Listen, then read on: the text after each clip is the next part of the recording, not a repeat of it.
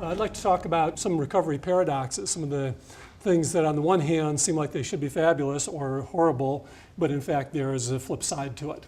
And the first of those is insurance. I'm going to talk a little bit about insurance, as we've heard from a couple of our prior speakers already.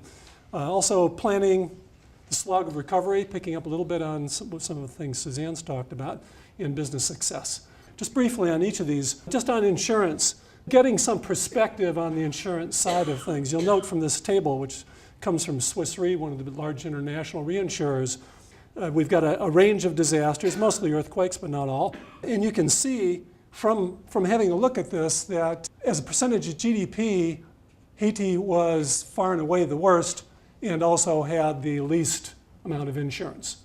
So the last column, so you can understand why it's being so difficult for them to recover. And there's a whole range of other reasons completely apart from the insurance side of things. And you've got Chile with a very high percentage of their GDP impacted. And that gives some sense of the country's ability to fund the recovery aside from the insurance side of things.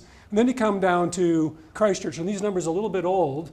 This number is probably closer to 20% now if we look at the total numbers. But the part that stands out is that New Zealand is on a different planet when it comes to earthquake insurance. Okay, it's being specific about earthquake insurance, because some of these other countries have good flood insurance, insurance for other kinds of disasters, maybe very good. But from an earthquake standpoint, New Zealand's on a different planet all by itself. 80% of our costs, and those numbers are both commercial and residential, and really it's because of the EQC Act, because it put in place a reason why commercial players would play in that sandpit also.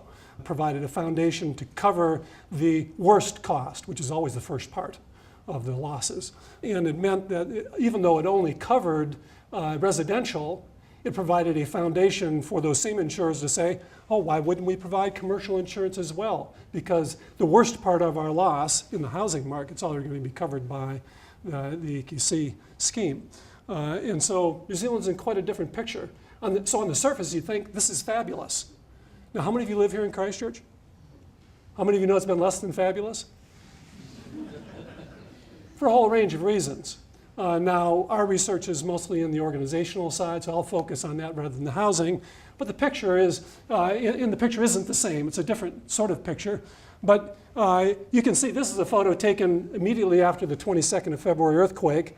All the buildings still seem to be standing because you don't have right in the middle of your view the unreinforced masonry buildings up Colombo and Manchester and High Street and so forth. Although you can see our broken cathedral here. The reason I've circled those three particular buildings is because this is a similar picture to a couple of others we've seen up. What happened to all the rest of the buildings? And the answer is partly we've got good insurance. So a lot of buildings have been demolished that would not have been demolished, and Dave made a comment on this, would not have been demolished if we didn't have such good insurance, but it would have been repaired. So fabulous having this great insurance, but there is a flip side that isn't so nice, it isn't so bright. And we don't know what the full consequences of having to demolish 70+% of our commercial buildings are yet on what our CBDs are really going to look like and how long it's going to take the recovery. That's a bit of an unknown. We've got great planning in place. We've got our cornerstone projects funded by central and local government, all there to pull things in. But how quickly will that all come together? And because all of our businesses are largely still operating, and Tracy pointed out, we've had quite a few businesses fail. We've had quite a few start up. The economy is going along generally, as good as it was before the earthquake. Will all of those businesses that relocated out to the airport in Sydenham and up Colombo Street and elsewhere around the city, and people working from home and saying, actually, this isn't so bad. This is a lot cheaper than having to pay rent. And will they all flock back into the city? Well, we don't know. So there's some significant unknowns, partly because we're well insured and there's a lot more demolition occurred than would have happened in some of those other countries. Accepting Suzanne's point, though, that insurance is probably always a problem. In some ways, it's going to be a worse problem in Christchurch because we're so well insured. A particular case study, the Forsyth Bar Building. My wife and some colleagues run a consultancy, and we had offices in the Forsyth Bar Building. This is one of the high rises that is still standing, But we know that within weeks after the February earthquake, the owner of that building was in conversation with their insurer and had an engineer come in within a month or two, assess the building, and his engineer concluded that that building should be demolished because it was too badly damaged. Of course, the insurer didn't immediately say, oh, great, I'll write a check for $50 million, which is the approximate cost for which it was insured. Instead, the insurer said, I think I'll get my own engineer in and have a look at this, which they did, and they concluded, no, we think the building could probably be repaired for $20 million or something like that. Of course, those numbers have moved since then, but the building is still standing, which tells me that maybe the insurers have won, but we're not certain. So there's a lot of uncertainty. It's sitting right on the corner of the new arts precinct. So will it become a hotel? Will it get pulled down, land bought up? I think the last I heard, they're not going to buy that piece of land for the arts precinct. But they haven't pulled the building down and they haven't repaired it either. So what's its final outcome? Still a little bit uncertain. And there are a reasonable number of buildings in Christchurch like that. One came to a conclusion recently, just over here, called the Commerce Building. I think the last I heard, they finally agree they will pull it down, even though it might have been repaired. So we've got this mixed picture as a result of being very well insured. That strikes me as being a bit of a paradox. What about on the planning side of things? Normally when you talk about planning, we think planning is a good thing. You plan well and things turn out well. However, we know that hasn't exactly gone according to plan here in Christchurch. Some of you will recognize this. This is part of a build that was done by the French after the First World War in the 1930s. And this particular construction ran for quite a ways from Switzerland through to Luxembourg. Okay? It was built in order to protect the French from the Germans coming in. They spent billions of dollars on this called the Maginot Line. And there were hundreds and hundreds of these turrets and fortresses all along that line. Very well planned and very well executed. Of course, came World War II, the Germans just drove around it. Or they flew over the top of it. You see, the Germans had a more adaptive process than the French, and the French found themselves back in the same position they had been about 20 or 30 years before. Now, I'm not against planning, don't misunderstand me. I'm in favor of planning, but I guess my approach to planning is probably more like Ike Eisenhower, who had some dealings with this crowd at the end of World War II. His view on planning was this: the plans are useless. The planning is invaluable. Planning is a process. Planning is a process that causes you to think ahead, think about what might happen, think outside the box.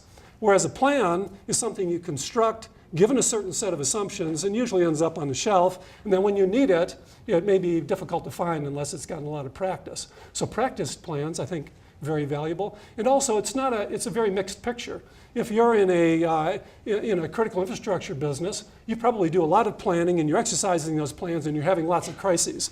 Like Erica pointed out with regard to Sydney Water. They have a small water main burst that happens all the time, no issue. Big water mains burst and you have a flood in the street and you're washing out a highway and flooding neighbors' backyards. Probably happens every year or two. They have big disasters all the time. So planning is really highly beneficial to them in different picture. The problem that we found with the Sydney Water study is they don't tend to plan beyond the 5 or 10 or 20 year, the 100 year. Christchurch, we had a 1 in 2,000 500-year event. The second one was, that's what they tell us, what those numbers really mean. And so we've got issue of planning. It's a valuable thing to do. The problem is we tend to substitute it for adaptive capacity, and that's why I appreciated Millicent's earlier comments about a business can plan and build a certain amount of resilience as a result of planning and running their business well. But they also need to have a certain level of adaptive capacity when the things that you didn't anticipate also happen. And as Erica pointed out at the beginning, disasters are no longer uncommon. Okay, they happen. Very large ones happening virtually every year to somebody, and even mid-sized ones are happening to most organizations within a 5 or 10 year window. And so we need to become more adaptive. Not only become well planned, but we need to be more adaptive. This is a set of data from the IRD. They asked businesses, what helped you in your recovery? If you look in there, take just a moment to look through there and see, tell me, how many examples do you see of planning? You'll find a few if you look hard. And so you see insurance, that requires planning. You have to think ahead. You have to put it in place. That's a good thing. I'm struggling to find some other.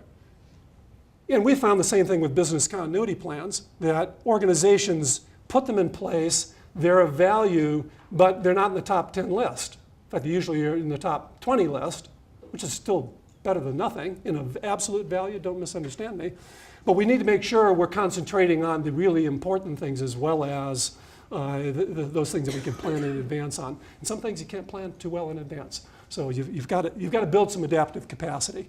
One of the questions we asked amongst in our surveys since the first earthquake, we've surveyed a random sample of Canterbury businesses 3 times. And one of the things we asked them was, what did you find is the most mitigating factor for your business? And you notice the one that stands out amongst all of them is staff relationships. Yes, we do have building design, quite important. You had a building that stood up, no one got killed.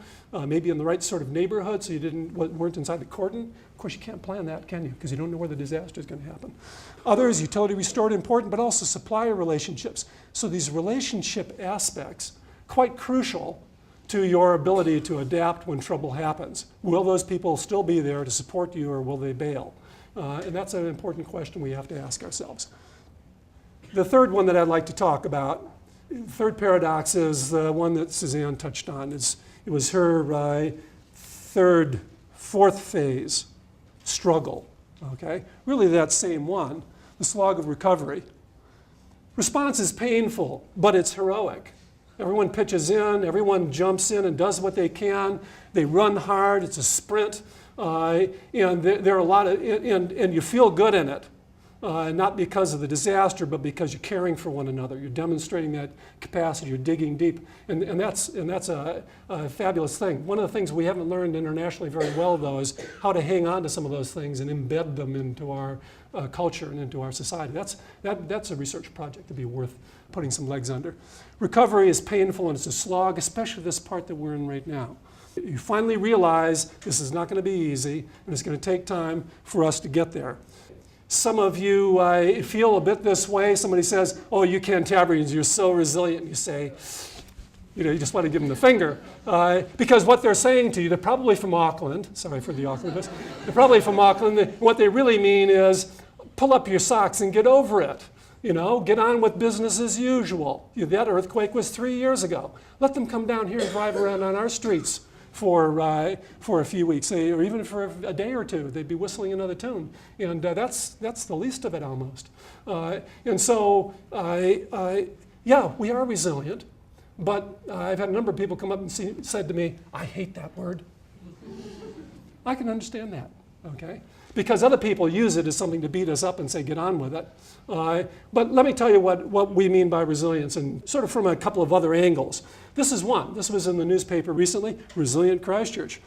Why are we resilient? I believe that we really are. I've talked to people who've been in New Orleans. I've been to the earthquake-hit city in Italy, L'Aquila, and talked to others from other disaster areas, and it has been really hard going. It's been hard going in Christchurch, but not as hard as I would have anticipated given the nature of the disaster we've had. And this is one of the reasons why. We didn't become friendly because of the earthquakes, okay? We were already friendly, and that's made the job easier. Actually, there's an annual study called the World Happiness Index, and New Zealand has featured in the top 5 or the top 10 for ever since it was initiated in 2006, I think it was first initiated. And the most recent results, we were number 5. Mind you, Australia was number 4, so maybe their statistics aren't that perfect. But what that's telling me, because there's another index that's also done, and that's the World Giving Index, and New Zealand's been consistently in the top 5. And I think these things all mix in together with one another. Because we're friendly, because we're prepared to give, it not only makes other people who come and visit us happy, this is this friendly index, but it makes us more happy. We shouldn't be too surprised. There's an ancient Hebrew writing that says it's more blessed to give than it is to receive. And to me, that's simple proof of that. And I think that's an important part of why we've been able to endure the hard slog without becoming terribly depressed, although There are health issues that have come as a consequence, but I don't believe they're as bad as they might have been if we weren't the kind of people that we are. People are prepared to help one another out, even if they're strangers, even if they're neighbors. Business success is the final paradox. One of the things we found a bit surprising is that the most impacted businesses are performing the best. Now, this is not universally true, but there's a significant number of most impacted businesses. Their house is ruined, their businesses collapsed, the people have left. Okay, it's hard to get much worse than that. And yet, some of them are doing much better than you would possibly anticipate. Some of them, it's out of necessity. This is their livelihood, and their family is here, and they're from here, so they're not going to leave. So they have to do something. Some of it's just the old Kiwi number 8 wire creativity. They're going to find a new way of doing things just because they're tough-minded. You know, that's a good thing. Sometimes we need to be tough-minded. Necessity is the mother of invention. I think another key aspect is the one I was just touching on, in part from a different angle, which is I believe we've got very strong social capital here in Christchurch, even between competitors. So people care for one another, even if they're from different socioeconomic areas. It's not perfect, I'm not claiming that it is, but there's a lot of good things going on. Business people care about one another and how their business is doing, even when they're competitors. And we saw that in a range of examples, and I'll close with 2 brief case studies. One was a hair salon. This was after the 22nd of February earthquake. Obviously, they're not going to reopen anytime soon. That whole block has been completely demolished, and they're getting ready to build a new hair salon there now after almost 3 years. They've had to move 6 times. Each time they've moved into another hair salon with an existing competitor, because the owner of this business she was a nice lady. She got along with the other people in her community and in her industry. She cared about them, and it helped. Some of them got started because of her good advice. And they were prepared to have her in on a temporary basis until she could find another spot to move to. This one, a panel beater, had 3 locations, and one was destroyed in the first earthquake, the second was destroyed in the second earthquake, and he's down to just 1 location. But because he had really good social capital with his employees, they found a way through and reconstructed the way that they did business. If you took your car to them before the earthquakes, it would have taken pretty typical 4 or 5 days. You bring it on Monday morning, you get it back on Friday. After the earthquakes and the smoke is cleared, he spent time with his employees and said, I want to keep you all on, but I have no idea how I'm going to do that. Get 30 or 40 of you into a building that was only designed for 10. I don't know how to make that work. Help me understand that. And because they got along with one another, they cared about one another, they came up with a solution. They moved to 2 full shifts a day instead of 1 shift. You know, so instead of being an 8 to 5 sort of operation, it became a 5 to 10 or 11 o'clock at night operation. And they reconstructed the internal way they took a car through in order to speed the process up. Now, if you brought your car in on a Monday morning, 80% of the time you pick it up on Monday night. Now, how many of you are happier about that? So it was a win for his employees, a win for him, and a win for our community. Because he got along with his employees, he had sufficient humility, not too much hubris, in order to be able to listen to his employees and try to find a solution rather than just shutting up shop and saying this is way too hard. So yes, I believe in these paradoxes there are silver linings. In spite of the pain of the insurance problems that we've got, we're going to end up with a fabulous inventory of new buildings and homes in not just a safer city, but a stronger city in a whole range of ways. I believe that our business is going to be better planned and more adaptive businesses as a consequence of what we've been through. I believe we're going to have a flourishing culture of friendliness, which is already here, but I'd love for us to find ways to leverage it, because you can already see it starting to attenuate a bit, fall away a little bit. Could we find ways of making it part of who Christchurch is? And take a step up. And more innovative and caring organizations that place a high value on staff relationships and relationships within their industry. So I believe there is a silver lining. Some of these are already happening. Others are not guaranteed. But we live here, most of us. And leadership is crucial. Sometimes we think leadership means the CEO, but actually every one of us needs to be a leader of us, of our own lives. And we can do something to hold on to some of the good things that we've already seen happening here in Christchurch before they slip through our fingers. And building resilience individually in our organizations and in our community is part of that.